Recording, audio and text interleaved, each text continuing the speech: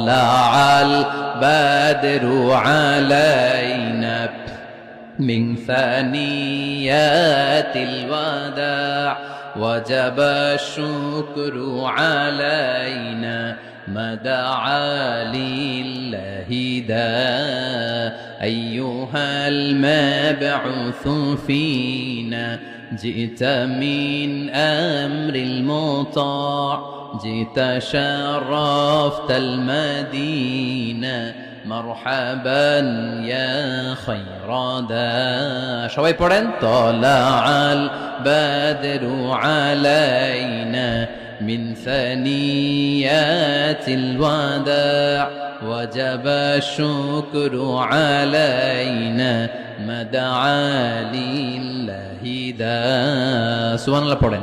এটা জান্নাতি সম্পর্ক তো এই কারণে সাইয়েদনা আদম আলাইহিস সালাম আর হাওয়া আলাইহাস সালাম দুইজনকে বিয়ে পড়াই দিছিল কে? এই দুইজন এমন দুইজন মানব আর মানবী, ওনাদের কোনো শৈশব ছিল না, ওনাদের কোনো কৈশোর ছিল না, যৌবন দিয়েই শুরু। এজন্য আগে আল্লাহ বিয়ে পড়াই দিছে। কথা কয় না?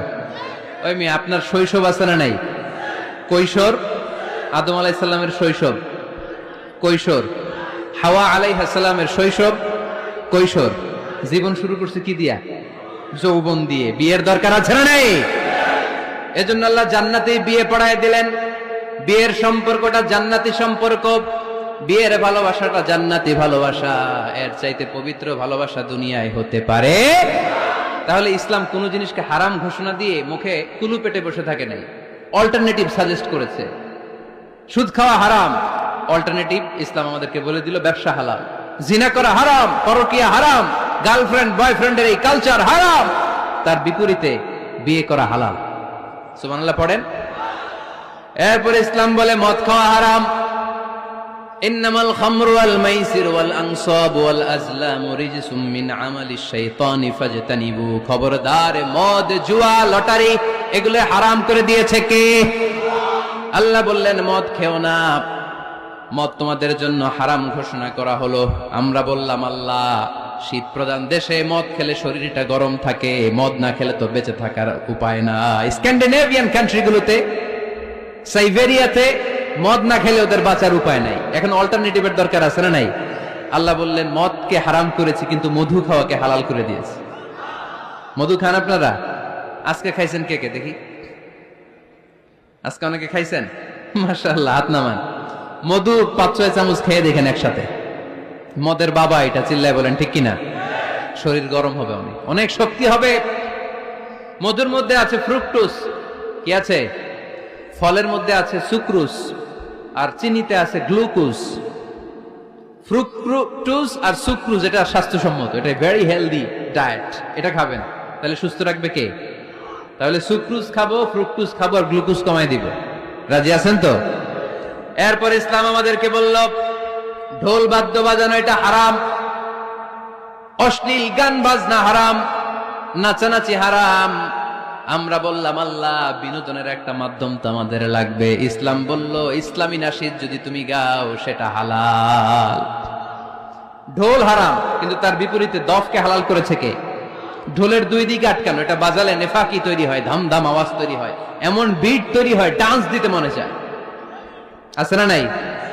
প্রায় মাঝে মাঝে দেখি ওই গায়ে হলুদের অনুষ্ঠানে ইত্যাদি ইত্যাদি অমুক অনুষ্ঠানে বাসার ছাদের উপরে এমন বিটে হেভি মিউজিক্যাল ইনস্ট্রুমেন্ট দিয়ে এমন গান ছাড়ে, পুরো এলাকাটা কাঁপে ওনাদের সাথে। দুম্মা চলে, দুম্মা চলে, খালি কি চলে? দুম্মা চলে। খেয়াল করছেন?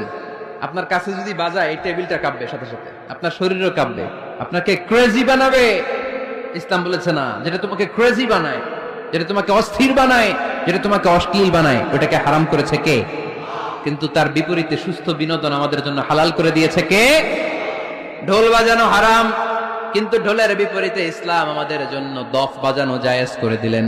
আল্লাহর হাবিব সাল্লাল্লাহু আলাইহি ওয়াসাল্লাম যখন মক্কা থেকে হিজরত করে মদিনাতে গেলেন, মদিনার সানিয়াতুল ওয়াদা নামক জায়গায় মদিনার আবাল বৃদ্ধ বনিতা, সাহাবারা, নারীরা, পুরুষেরা, ছোট্ট সোনামণিরা দফ হাতে নিয়ে বিশ্বনবীকে ওয়েলকাম জানাতে শুরু করলো। তালাআল বাদরু আলাইনা মিন সানিয়াতিল ওয়াদা وجب الشكر علينا ما دعا لله داع أيها المبعوث فينا جئت من أمر المطاع جئت شرفت المدينة مرحبا يا خير داع সবাই পড়েন طلع البدر علينا من ثنيات الوداع